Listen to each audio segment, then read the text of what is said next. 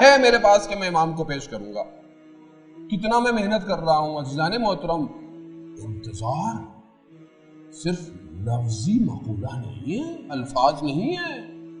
انتظار یعنی وجود اس کا اظہار کرے. انتظار کر رہا ہے، منتظر ہے، تڑپتا ہے.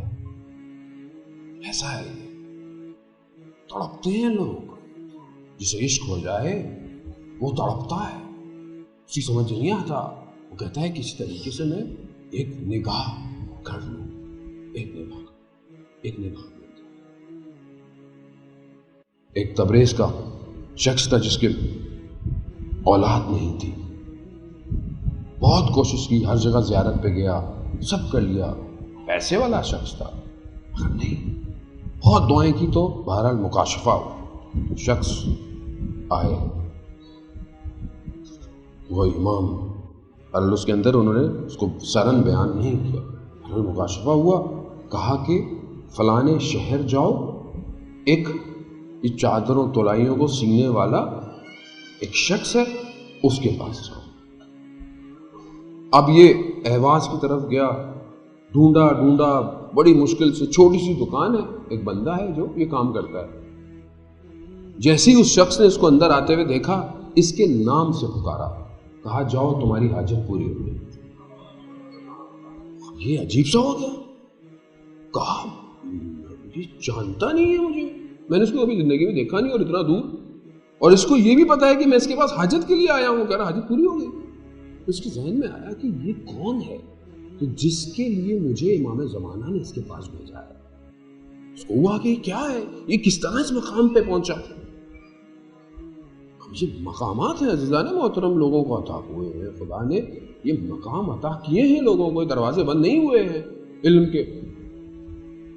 اس سے کہا کہ آپ مجھے اجازت دیں، میں رات آپ کے ساتھ گزاروں. کہاں رہو. اب یہ دیکھتا رہا کہ دن میں کیا ایسا کام کرتا ہے کہ جسے یہ دیکھا وہ اپنے کاموں میں لگ رہا ہے. رات ہوئی، ایک دسترخوان میں چھایا، روٹی دہی. کہا کہ آپ بہت امیر آدمی ہیں لیکن میرا دسترخوان یہی ہے. اس نے کہا نہیں.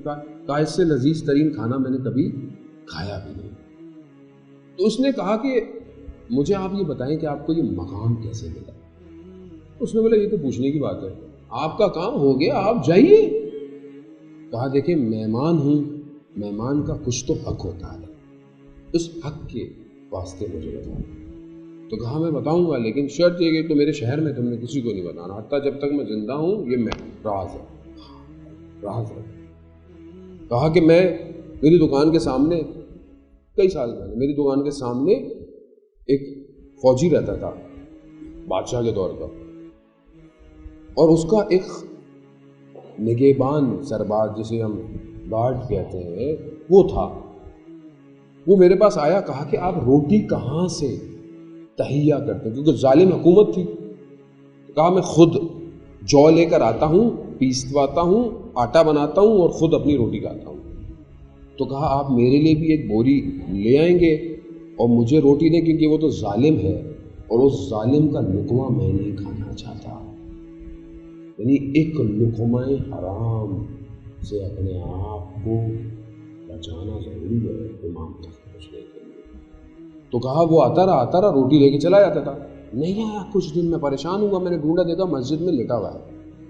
اور میں گیا تو کہا کیا ہوا. کہا بس میرا وقت پورا ہو گیا، میں آج رات کو میرا انتقال ہو جائے گا. تو کہا میں رکوں. کہنا نہیں، رات کو تمہارے پاس کچھ لوگ آئیں گے، جو وہ کہیں وہ کرنا. یہ حیران ہے، وہ جوان نگہبان ہے. یہ رات کو آئے کچھ لوگ کہ کیا اس کا انتقال ہو گیا ہے، چلو اس کا غسل کفن دفن کرنا ہے. یار کیا، مسجد میں دفنایا، میں گھر آ گیا. کچھ دن گزرے، میری زندگی نارمل چل رہی.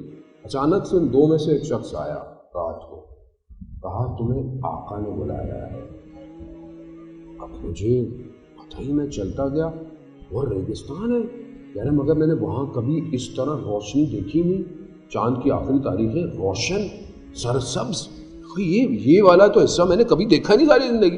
چلتے چلتے دیکھا کچھ لوگ کھڑے ہوئے ہیں، ان میں ایک شخصیت بڑے مقام کی اور امام ہے، اور جو کہہ رہے ہیں کہ اس کو اس نگہبان کی جو نوکری ہے وہ دے دو.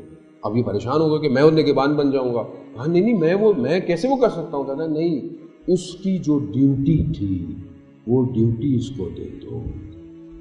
وہ ابدال تھا. امام کے ساتھ کچھ دائرے ہیں، کچھ لوگ امام کے ساتھ ہیں، ان میں سے ایک حصہ ابدال کا ہے. اور یہ لوگ نارمل ہوتے ہیں، نارمل. یہ ان میں سے جو مر جاتا ہے، دوسرا جس کے اندر وہ صلاحیت ہوتی ہے وہ آ جاتا ہے. یہ بتاتے نہیں ہیں اس کو، یہ عام لوگ ہوتے ہیں. یہ صرف اپنے امام کے امر کی اطاعت کرتے ہیں. کہا کہ وہ دن تھا اور آج کا دن ہے، مجھے جو امر دیا جاتا ہے میں اس کو انجام دیتا ہوں. یہ جو تمہاری حاجت تھی یہ بھی امام کی طرف سے امر تھا. اللهم عجل وليك الفرج